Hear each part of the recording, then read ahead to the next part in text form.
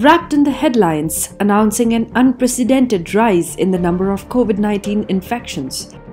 A report claimed that the West Bengal Chief Minister had written to Prime Minister Narendra Modi.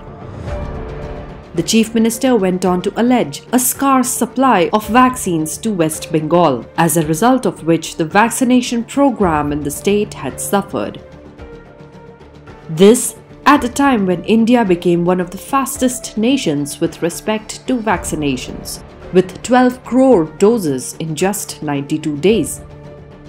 Almost a year ago, a group of doctors had written to state's chief minister, raising concerns over COVID-19 related data, which was being misreported along with some major issues related to undertesting. In fact, in the same letter, these doctors had even questioned the reporting of deaths as a result of comorbid conditions, only to keep the mortality ratios at a bare minimum for the state. These allegations cannot be easily refuted looking at the events that followed. Numerous cases of flouting lockdown norms started to appear from the state. Fueled by a lax administration, several markets and places of business opened much before the rest of the country, some as early as April 2020. Moreover, the mismanagement regarding pandemic-related restrictions, coupled with the complete disregard of protocols, led to a state of perpetual confusion. Was this just another smokescreen to perpetrate corruption and camouflage insincerity? Covid के time पे बस्ती का हालत तो बहुत ख़राब था। तो हम लोग यहाँ गरीब आदमी को चाल दाल आलू देने के अरेंज किया था, लेकिन हम लोगों को टीएमसी का जो काउंसिलर है ना राजेश जी में हम लोगों को करने नहीं दिया। हम लोग तो भी हम लोग कुछ करके दिया है गरीब आदमी को, लेकिन देने का बाद हम लोगों को 3 आदमी को उल्टा केस में फंसा दिया। कोविड जब चल रहा था हम लोग बहुत दुर्दशा में था और केंद्र से जो सामान आया था तो हम लोग को नहीं मिला। तो हम लोग ऐसे बहुत बार देने की चेष्टा किया, लेकिन हम लोग को देने नहीं दिया और केंद्र सरकार से जो आया तो हम लोग को तो कुछ ही नहीं मिला। उसके बाद हम लोग को जो वो लोग दिया और भी घर में दिया है, तो जो प्याज दिया आलू दिया सब पूरा गल चुका था, सड़ चुका था, ऐसा चीज़ दिया। हमको तो वो पार्टी का पसंद नहीं है ना ऑलरेडी। वो तो सब कुछ चाल डाल सब कुछ सेंट्रल का जितना भी चीज़ है मार के खाया है, वो लोग सब कुछ मार के खाया है। कोविड के टाइम पे आपकी जितनी मदद थी वो उन लोगों ने छीन लिया, पूरा ही छीन लिया। कुछ जो सेंट्रल का है कुछ दिया नहीं, वो लोग पूरा छीन के खा गया। When the number of cases began to rise once again in September, reports of unreasonable charges and exorbitant fees started to emerge from several hospitals in Kolkata. Patients being billed several lakhs even after paying similar amounts in advance at a moment's notice, and always under threat from the pandemic, became an everyday occurrence. मेरे भैया हैं वो भी Covid affected हुए थे। एक दिन अचानक से उनका तबीयत ख़राब होने लगा। लगभग 1 सप्ताह तक उनको बुखार था। वेस्ट बंगाल में बहुत कम हॉस्पिटल्स थे, जगह बहुत कम थी जहाँ पे ट्रीटमेंट हो सके। हावड़ा में भी लगभग 2 ही हॉस्पिटल थे जिनको गवर्नमेंट ने डेडिकेट किया था for Covid treatment.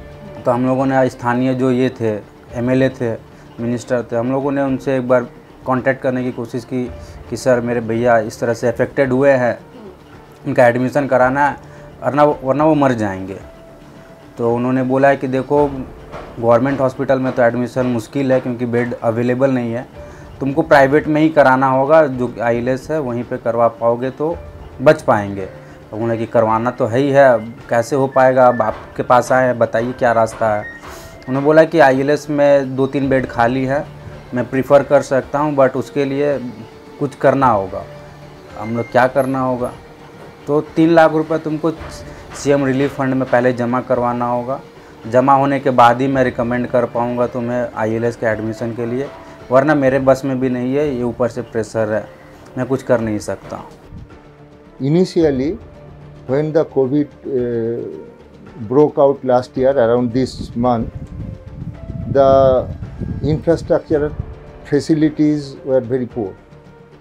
As the facilities were poor in the government hospitals, the private hospitals took advantage of this situation and they converted their entire hospital into a COVID hospital. And people had no other alternative but to gather or to go to such COVID hospitals where there were the number of beds were also not as much as that were required. I can tell you only one fact that happened to one of my friends. He was infected with COVID, but he consulted his doctor.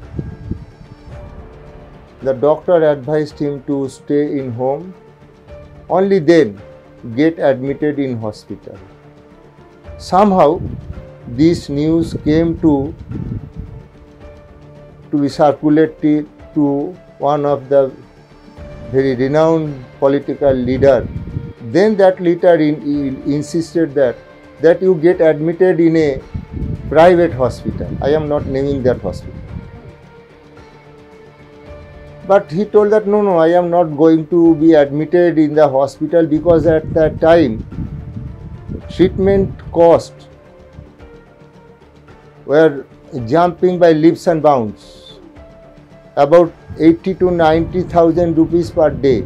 He told that I have no such money to cough up. Anyway, that leader within half an hour rang him 10 times and insisted him to go a particular hospital. That leader did not insist to go to a government hospital, but to a particular private hospital.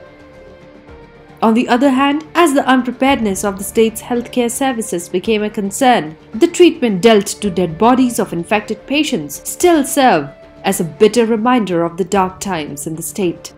If they got admitted, in the meantime, while going from pillar to pillar, the condition of patient worsened and many times people died, but their relatives were not intimated that the patient died, where the bodies were also not handed over to their relatives. They were taken in piles to a special cremation ground made for the purpose in Dhapa, and where heaps of bodies were reported to be incinerated at a time.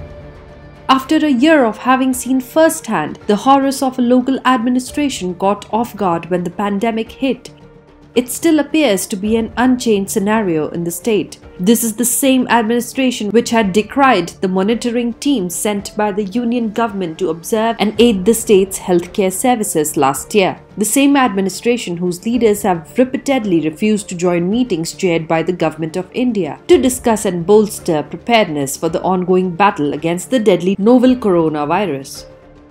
Now, when the same administration comes up with an idea seeking permissions to procure vaccines independently using state funds, it is bound to raise a few concerns. With polling in full flow for the assembly elections, can this be another gimmick? Indian states control local administration, meaning the management of preventive drugs like remdesivir, hospital beds and oxygen supplies lie primarily with the state itself. After a year riddled with one failure after another and following a decade of alleged power grab and corruption, what is that seems to have altered the priorities for the West Bengal government?